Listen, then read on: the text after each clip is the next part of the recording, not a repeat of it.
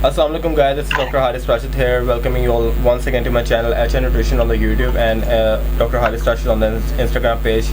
Today we are here live on the speech about the diabetes management and how to manage the diabetes at home and how to manage all the remedies by sitting at home, managing the diet plans, what to eat and what to prohibit in the diet planning. So we are here live with Miss Amna here, and her channel on Instagram is Nutrify by Amna, and you will get a link down below. So Assalamu alaikum. I'm not a student, I'm a consultant dietitian. Ji, Shiza. Sorry about the mentioning. We have mentioned her as a student in the. I think we have mentioned you in the student category. Yes. Yeah, she is a consultant dietitian and working in the diabetes field as well. So, Miss Amna, how are you once again? Alhamdulillah, I'm good. How are you? I'm doing well. So, let's start today's topic about the diabetes. Okay. So, सबसे पहले आप हमें क्या बताना चाहेंगी diabetes के बारे में कि जो सब लोगों ने बिल्कुल हमने यहाँ पे कुछ रिक्वेस्ट वगैरह हमारे पास लास्ट टाइम आई थी हमारे डीएम में कि आप लोग ना बहुत ज़्यादा ना साइंटिफिक टर्म्स इस्तेमाल कर रहे होते हैं यहाँ पे अपने सेशंस में, और हमें यानी कि समझ नहीं आ रहे थे एक बिल्कुल लेमैन टर्म के अंदर हम लोगों ने अब कोशिश करनी है अपना ना सेगमेंट जो है ना वो कन्वे करना है। तो जी, तो डायबिटीज़ बेसिकली होती क्या है, ये किस वजह से होती है? Sorry? Layman don't understand these terms क्योंकि आम इंसान वो टर्म्स नहीं समझ सकता साइंटिफिक, हम एज अ स्टूडेंट ट्रीट करने लग जाते हैं उनको। Exactly. So they can't understand हम क्या कह रहे हैं। Yeah, I got your point. So, अब हम लोगों ने बिल्कुल लेमैन टर्म के अंदर बताना है कि डायबिटीज़ होती क्या है, इनफैक्ट शुड आई से ज़ियाबतीज़ क्या होती है, तो हम लोग इसको स्टार्ट करते हैं। एग्जैक्टली जी जी, मैं सबसे पहले तो ये बताना चाहूंगी कि हम लोग क्या करते हैं कि हम कहते हैं हमें शुगर हो गई है, क्योंकि शुगर बहुत ज्यादा फैमिलीज में रन आउट करती है। एग्जैक्टली बिल्कुल ऐसे ही है। लाइक अगर आपकी फैमिली में किसी एक को शुगर है तो you are at the risk ना, आपको शुगर कभी भी हो सकती है। अब आप अपने आप को उस शुगर से कैसे बचा सकते हो? अपनी डाइट को कंट्रोल करके। ओके, हम यानी कि अपनी डाइट को कंट्रोल करके अपने शुगर को कंट्रोल कर सकते हैं। कि हम डाइट को कैसे करेंगे? एग्जैक्टली बिल्कुल। लेट मी टेल कि डायबिटीज क्या है। आप हमारी जो लिवर पेनक्रियास है ना, बेसिकली आप समझे वो एक सेल बनाता है, प्रोड्यूस करता है, और उसकी कमी अगर हो जाए या वो बना ही नहीं पा रहा, इन दोनों सूरत हाल में हमें डायबिटीज हो जाती है। ठीक हो गया। अगर उसकी कमी भी हो जाए या तो वो बना नहीं पा रहा है, इन दोनों कंडीशन में हमें डायबिटीज हो सकती है। ओके, जहाँ पर वो बना नहीं पा रहा ना, वो पेशेंट ज्यादातर टाइप 1 डायबिटीज है, हम कहते हैं टाइप 1 डायबिटिक दे आर। और उन पेशेंट्स के लिए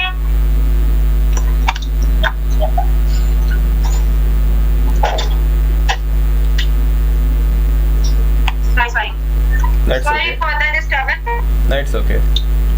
टाइप 1 डायबिटीज जो है ना, बेसिकली उसमें हमें इंसुलिन हम लगा रहे होते हैं, और टाइप 2 डायबिटीज में हम मेडिसिन ले रहे होते हैं। There is one more term, gestational diabetes.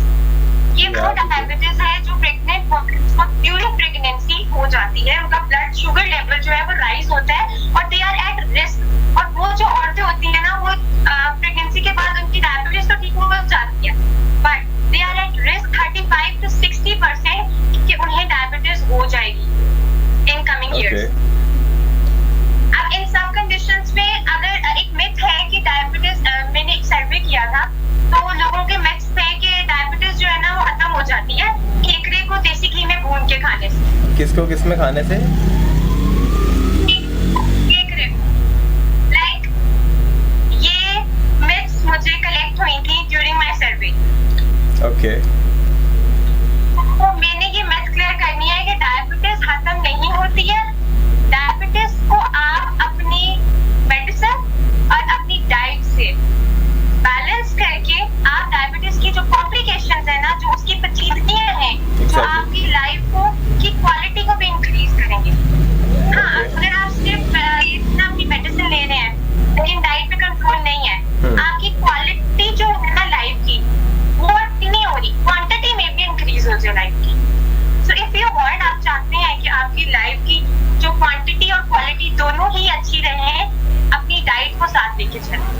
अच्छा, मैं YouTube व्यूअर्स को यहाँ तक बताता चलूँ कि अभी तक हमारी क्या बात हुई थी।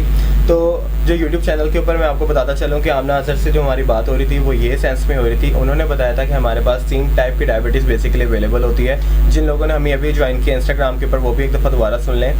टाइप 1 डायबिटीज़ इन्होंने बताया कि हमारे पास इंसुलिन डिपेंडेंट होती है, जो कि हमारे पास पैंक्रियाटिक के बीटा सेल्स हैं वो सेक्रेट नहीं कर पाते तो हमें होती है। टाइप 2 के बारे में इन्होंने बताया था कि प्रोलॉन्ग स्टेट के अंदर होती है ज़्यादातर हमारे पास, और वो इंसुलिन मोस्टली इंडिपेंडेंट होती है, कि इंसुलिन के ऊपर मोस्टली डिपेंड नहीं कर पा रही होती, कि अगर हमारे पास इंसुलिन हमारे पास सेक्रेट हो भी रही है बीटा सेल से, लेकिन वो क्या होती है कि इंसुलिन इंडिपेंडेंट हो चुकी भी होती है। तीसरी डायबिटीज़ की जैसे आमना ने बात की थी, उन्होंने ये बताया था हमें कि वो होती है गैस्ट्रेशनल डायबिटीज़, और मोस्टली वो प्रेग्नेंट केसेस के अंदर आ रही होती है, जब एक प्रेग्नेंट वुमेन का जो ब्लड शुगर लेवल है एक बियॉन्ड लिमिट से इंक्रीज़ कर जाता है। और अच्छा आमना, तीसरी मुतल्लिक मैं ये पूछना चाहूँगा, जो प्रेगनेंसी के दौरान हमें गैस्ट्रेशनल डायबिटीज़ होती है, ये बेबी के अंदर ट्रांसफ़र होने का कितना % चांस होता है हमारे पास? सॉरी, मैं ये पूछना चाह रहा हूँ कि जो गैस्ट्रेशनल डायबिटीज़ होता है इसका आगे जेनेटिक होने का कितना % चांस होता है? You can't hear me? Hello Hello, Amna, you can't hear me? आपकी वॉइस बहुत स्लो आ रही है, लेट मी रीचेक। Okay.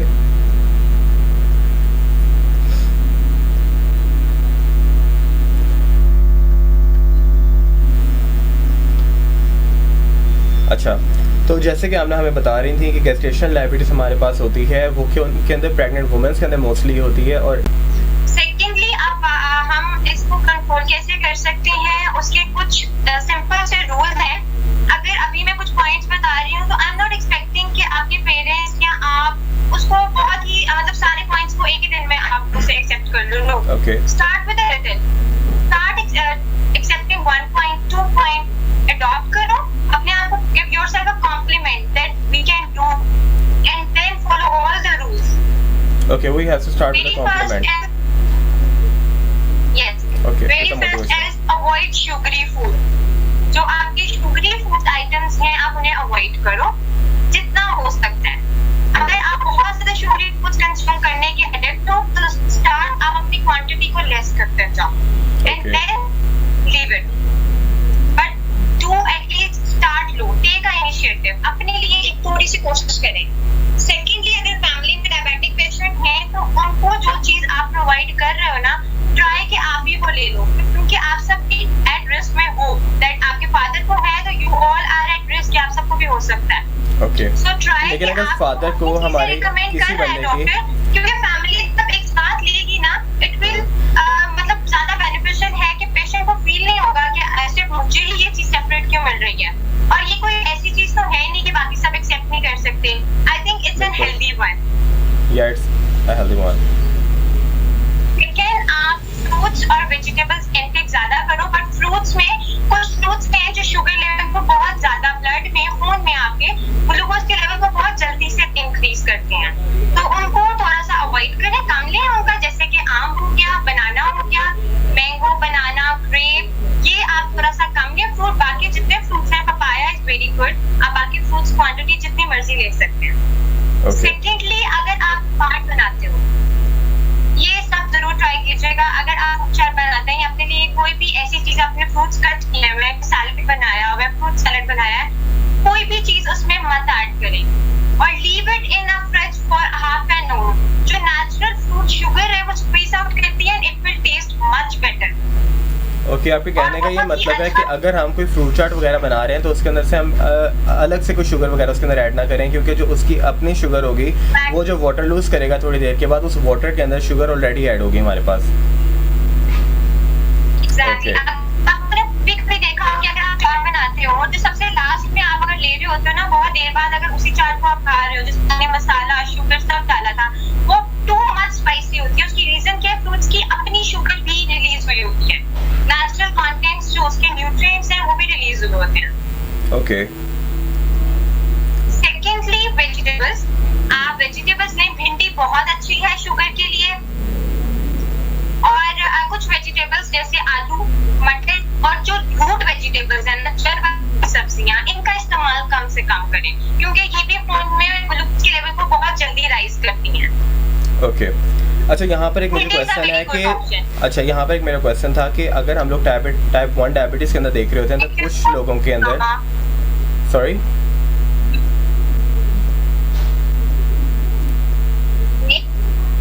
कुछ कह रही थी आप? नहीं, एक्चुअली वो कमेंट्स आ रहे थे, अच्छा so I just respond that. Okay अच्छा okay, I thought we were having a bad voice. अच्छा मैं यहाँ पर ये क्वेश्चन पूछना चाह रहा था, हाँ मैं यहाँ पे ये क्वेश्चन पूछना चाह रहा था कि हम डायबिटीज़ के अंदर मोस्टली लोगों को उनकी रेगुलर रूटीन के अंदर से या फिर रेगुलर फूड चॉइसेस के अंदर से कौन सी चॉइसेस को लेने से रोक सकते हैं और कौन सी चॉइसेस को हम कह सकते हैं कि हेल्दी चॉइसेस के अंदर आती हैं। क्योंकि हम लोगों ने यहाँ पे बताया था कि आप लोग फ्रूट्स वगैरह कंज्यूम कर सकते हैं, लेकिन दोबारा फिर हम लोगों ने ये बात की थी कि कुछ फ्रूट्स जैसे जिनका ग्लाइसेमिक इंडेक्स एक बियॉन्ड लेवल से इंक्रीज़ हुआ होता है या फिर मिड लाइन से वास्ट होता है, उनको हम लोगों ने अवॉइड करना है। जैसे कि आपने एग्जाम्पल दी थी मैंगो की, जैसे कि आपने एग्जाम्पल दी थी हमारे पास बनाना की, और इस टाइप के ग्रेप्स की एग्जांपल हमारे पास आई थी। दूसरी बात हम लोगों ने ये देखा था कि वेजिटेबल्स को हम लोगों ने इंक्रीज़ कर देना है। अच्छा अब हम लोगों ने इन चीज़ों में से एक जनरल लेमैन के लिए अगर हम बात करते हैं तो कौन सी चीज़ें सिंपल वर्ड्स में हम लोग ले सकते हैं, कौन सी चीज़ें सिंपल वर्ड्स में हम लोग अवॉइड कर सकते हैं एक बिल्कुल नॉर्मल रूटीन के अंदर से, रोटी सालन और अपने खाने पीने में से? आप रोटी लें, रोटी में कोशिश करें कि आप जो आपका आटा है ना उसमें चोकर का आटा मिक्स करके लें। चोकर के आटा की जो रोटी है ना, इट्स फाउंड वेरी इफेक्टिव। इसको देखा गया है कि इससे ब्लड शुगर बहुत मेंटेन रहती है, and I am using this, मैं इसको अपने बाबा के लिए यूज करती हूँ और उनकी ब्लड शुगर इससे कंट्रोल रहती है। तो चोकर का आटा इस्तेमाल करें। सेकंड, आप दलिया ले सकते हैं। दलिये को आप अपने लिए इस तरह हेल्दी बनाएं, आप उसके अंदर आलमंड्स, बादाम डालें, नट्स डाल लें। सेकेंडली आप दलिया लें, रोटी लें। आप राइस का पोर्शन थोड़ा कम यूज करें और चपाती की तरफ ज्यादा आए। सब्जियों में आप सारी सब्जियां ले सकते हो, लेकिन जो नहीं ले सकते वो सिर्फ 2 से 3 है। एक तो आप आलू का इस्तेमाल, मटर का इस्तेमाल और चुकंदर, इन तीनों चीजों का इस्तेमाल ना करें या बहुत कम करें। अगर पसंद है तो हफ्ते में 1 बार या महीने में 1-2 बार ले लें। अच्छा यहाँ पे आपकी बात के एक और बात मेरे जहन में है कि वो मैं यहाँ पे बताता चलूँ कि अब क्या होता है कि हम लोग ना बिल्कुल चावल को अवॉइड करना शुरू कर देते हैं। जिन लोगों को डायबिटीज़ होती है वो लोग चावल को अवॉइड करना शुरू कर देते हैं। जिनको डायबिटीज़ होती है वही बंदा कि रोटी को भी अवॉइड करना शुरू कर देते हैं, क्योंकि अगर हम उसकी फंक्शनैलिटी देखते हैं तो रोटी बिल्कुल सिंपली जाके हमारे पास ग्लूकोज के अंदर कन्वर्ट हो रही होती है because of the carbohydrate nature. और क्या हो रहा होता है कि हम लोग फ्रूट्स अवॉइड करना शुरू कर देते हैं जिनका ग्लाइसेमिक इंडेक्स बिल्कुल एक मिड पे होता है या फिर उनका beyond the glycemic index normal line में होता है, उसको भी हम अवॉइड करना शुरू कर देते हैं। होता ये असल में कि जैसे कि आमना ने बताया कि जो चोकर वाला आटा होता है या फिर हम लोग अगर चक्की वाले आटा उसको कहते हैं उसकी बात करते हैं, उसके अंदर हमारे पास जो कार्बोहाइड्रेट पोर्शन होता है ना वो कम होते हैं और हमारे पास जो फाइबर पोर्शन होता है ना वो थोड़ा सा इंक्रीज़ होता है एक नॉर्मल आटे के हिसाब से। जब वो वाला पोर्शन हमारे पास थोड़ा सा इंक्रीज़ हो जाता है हमारे पास जो फाइबर्स वाला, तो फाइबर्स हमारे पास एनर्जी प्रोवाइड नहीं कर रहे होते। फाइबर हमें फीलिंग ऑफ सेटिस्फेक्शन या फिर फीलिंग ऑफ फुलनेस प्रोवाइड कर रहे होते हैं, और ये फीलिंग ऑफ फुलनेस या फिर फीलिंग ऑफ सेटिस्फेक्शन जो होता है हमारे पेट को भरा रखती है और हमें फीलिंग ऑफ सेटिस्फेक्शन प्रोवाइड करती रहती है, जिसकी वजह से हम लिमिटेड खाना शुरू कर देते हैं। अगर ओवर ईटिंग आपको करें तो इससे भी डायबिटीज़ आपको इंक्रीज़ हो सकती है, ये भी हम बाद में बात करते हैं इसके ऊपर। एग्जैक्टली। सेकेंडली जो हम यहाँ पे बात कर रहे थे चावल की, तो चावल के अंदर से एक होता है जो छिला हुआ चावल, उसको क्या कहते हैं कि पॉलिश राइस नहीं होता, एक दूसरा जो होता है एक राइस होता है ना, एक राइस होता है ना हमारे पास पॉलिश राइस जो आजकल हम नॉर्मली घरों में यूज़ कर रहे हैं। एक होता है हमारे पास अनपॉलिश राइस, आप लोगों ने देखा होगा, छिलके वाला चावल उसको बोलते हैं। तो वो वाला चावल अगर आप यूज़ करते हैं, एग्जैक्टली वो वाला चावल अगर आप यूज़ करते हैं तो उसका भी वही चोकर वाले आटे वाला हिसाब होता है कि उसके अंदर जो आपके पास फाइबर की क्वांटिटी होती है ना वो इंक्रीज़ कर जाती है, और वही बात की फीलिंग ऑफ फुलनेस ज़्यादा आ जाती है, फीलिंग ऑफ सेटिस्फेक्शन ज़्यादा आ जाती है। उसके बाद क्या होता है कि आपका जो ग्लाइसेमिक इंडेक्स होता है ना वो एक बियॉन्ड लिमिट या फिर नॉर्मल रहता है। तीसरी बात ये राइस के अंदर जो मैं बताता चलूँ आप लोगों को यहाँ पे कि राइस हम ब्राउन यूज़ कर सकते हैं, ठीक है। वाइट राइस के अंदर जो जैसे हम सफ़ेद आटे की रोटी की बात करते हैं, सिंपली बिल्कुल ये सिंपल रूल है इन दोनों के अंदर कि सफ़ेद जो चावल होते हैं ना उनका भी ग्लाइसेमिक इंडेक्स हमारे पास ज़्यादा होता है। ब्राउन राइस का ग्लाइसेमिक इंडेक्स हमारे पास एक कंट्रोल लिमिट के अंदर होता है। एम आई राइट नाम ना? जी एग्जैक्टली, यू आर राइट। या एग्जैक्टली। अच्छा चलिए मिस्टर उसामा, आपके क्वेश्चन से लेके आगे बात कंटिन्यू करते हैं, फिर जब तक आमना दोबारा हमें ज्वाइन करती हैं कि ऐसे डायबिटीज़ फ्रेंडली जो राइस होते हैं हमारे पास वो ब्राउन राइस होते हैं, ठीक है। फर्स्ट ऑफ ऑल ये अपने डाइट प्लान के अंदर नोट कर लेना। ब्राउन राइस जो होते हैं वो डायबिटीज़ फ्रेंडली होते हैं, ठीक है। अब क्या होता है कि जैसे कि ब्राउन राइस की हम लोगों ने बात की थी कि हमारा जो ग्लाइसेमिक इंडेक्स है वो जो चीज़ सपोर्ट कर रही होगी वो चीज़ हम डायबिटीज़ के अंदर ले सकते हैं। ब्राउन राइस का ग्लाइसेमिक इंडेक्स हमारे पास लो होता है, ठीक है, लेकिन उसकी क्या होती है, सेटिस्फेक्शन लिमिट हाई होती है। सेटिस्फेक्शन लिमिट हाई होती है, इसका मतलब कि वो क्वांटिटी में हमें कम खाया जाता है, और कम खाया जाने वाला ब्राउन राइस हम लोगों को क्या होता है कि डायबिटीज़ फ्रेंडली होता है। सेकेंडली, जो अनपॉलिश्ड राइस होता है, ठीक है, अनपॉलिश्ड राइस होता है वो क्या होता है, जिसको हम गोल्डन राइस भी बोलते हैं। अनपॉलिश्ड राइस हमारे पास अवेलेबल होता है जिसके साथ छिलका मौजूद होता है, और छिलका क्या करता है, उसकी वही वाला काम करता है कि उसके अंदर जो अमाउंट ऑफ द फाइबर्स होता है, amount of the insoluble fibres होता है, वो इंक्रीज़ कर देता है, जो कि हमारे पास डायबिटीज़ फ्रेंडली हो जाता है। और ये चीज़ हमारे प्लान को ख़राब भी नहीं करती, और इनफैक्ट हम लोग खुद रेफर करते हैं कि आप मंथ के अंदर तकरीबन ट्वाइस अ मंथ आप लोग राइस कंज्यूम कर सकते हैं, ठीक है, इसके अंदर कोई इशू नहीं होता। और कुछ लोग होते हैं कि फ्रूट्स वगैरह खाना भी छोड़ते हैं, उनके मतलब मैं ये बात कर रहा था कि फ्रूट्स वगैरह कोई आपको नुकसान नहीं पहुंचाता है इसके अंदर, लेकिन सिर्फ पोर्शन जो होता है ना आपका फूड का, उसको कंज्यूम आप लोगों ने करना होता है सर्विंग वाइज। पोर्शन तो ये होता है ना फ्रूट का कि आपको जितना भी खाया गया हुआ है,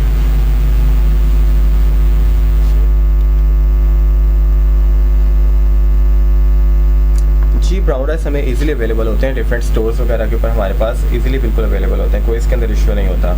या फिर अनपॉलिश्ड राइस की तरफ अगर आप जाते हैं तो वो भी आपको बहुत इजीली अवेलेबल होते हैं डिफरेंट स्टोर्स के ऊपर हमारे पास, और उसके अंदर कोई इशू नहीं होता। दूसरी बात मैं ये कहना चाह रहा था आपको कि सबसे बड़ा जो हमारे पास डायबिटीज़ के अंदर इशू होता है वही होता है कि हम लोग अपनी चीज़ों को पोर्शन वाइज कंज्यूम कर रहे होते हैं। लास्ट सेशंस के अंदर जो हमारे पास हुआ थी उसके अंदर भी हम लोगों ने यही डिस्कस किया था कि पोर्शंस को हम लोगों ने डिस्करेज करना है, पोर्शंस को हम लोगों ने नहीं कंज्यूम करना। एक बंदा अगर 3 रोटियां खाने की सलाहियत रखता है तो हमने उसको 3 रोटियां नहीं देनी, हमने उसको ट्रीट करना है उसके अकॉर्डिंगली कि उसका कितना वेट है, उसका कितना BMI है, उसकी कितनी डाइटरी इंटेक होनी चाहिए, एक हेल्दी डाइटरी इंटेक क्या होनी चाहिए। अगर वो हेल्दी डाइटरी इंटेक के हिसाब से कंज्यूम करना शुरू कर दे तो कभी भी उसको ओवर ईटिंग नहीं करनी पड़ेगी, कभी भी उसको अंडर ईटिंग नहीं करनी पड़ेगी, कभी भी उसको हेल्दी चॉइसेस से हटना नहीं पड़ेगा। तो ये हमारे एक बहुत बड़ी मिथ होती है जो हम लोगों को सेटिस्फाई अपनी करनी पड़ती है लोगों को काउंसिल करने के बाद। ये नहीं होता कि सिर्फ मैंने और डॉक्टर्स वगैरह ने काउंसिल करना है, आप लोग अपने घर में भी ये सेशन लेने का ये मकसद है कि हर बंदे तक वो वाली चीज़ पहुंच सके, या फिर हर बंदे तक वो वाले नॉलेज पहुंच सके जो वो अपने घर वालों को कन्वे कर सके। डायबिटीज़ तकरीबन हम हर 2 बंदे में से किसी एक के पेरेंट्स को होती है, हर 2 बंदे में से किसी एक के किसी रिलेटिव को, किसी एक के घर वाले को होती है।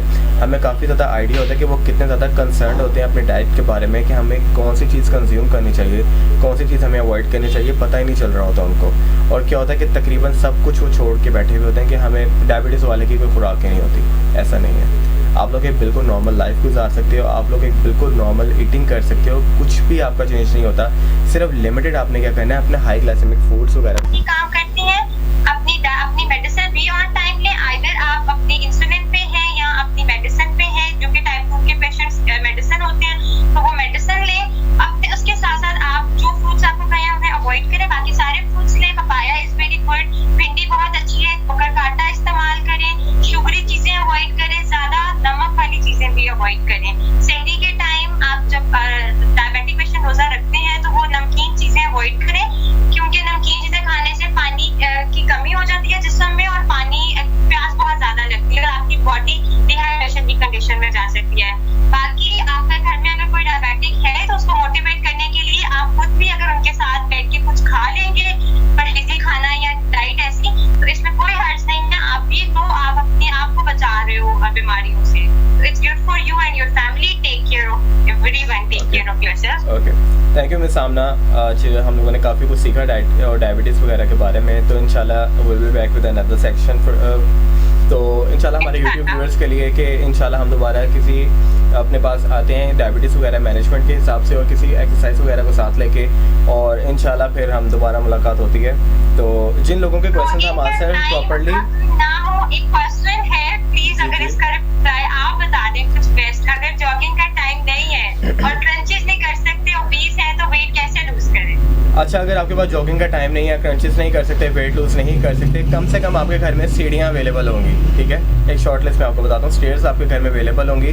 अगर आप अपनी इनहेलेशन लॉक करके, इनहेलेशन लॉक का ये मतलब होता है कि आप अपना सांस को अंदर लेकर जाके जितनी देर तक स्टे करवा सकते हैं अपने सांस को पेट के अंदर, उससे क्या होता है आपका डायफ्राम ऊपर की तरफ कॉन्ट्रैक्ट रहता है और आपका पेट थोड़ा सा रिजिड रह जाता है। जिन लोगों ने वेट लूज करना होता है उन लोगों में लंबा सांस लेके थोड़ी देर तक रोकना, मुंह से सांस अपने एक्सरसाइज के दौरान नहीं लेना, मुंह से सांस नहीं लेना अपने एक्सरसाइज के दौरान, नाक से सांस लेना है, लेकिन काफ़ी ज़्यादा स्लो आप लोगों ने सांस लेना है। दूसरी बात क्या होती है कि आप लोगों ने अपने पेट को टाइट नहीं करना।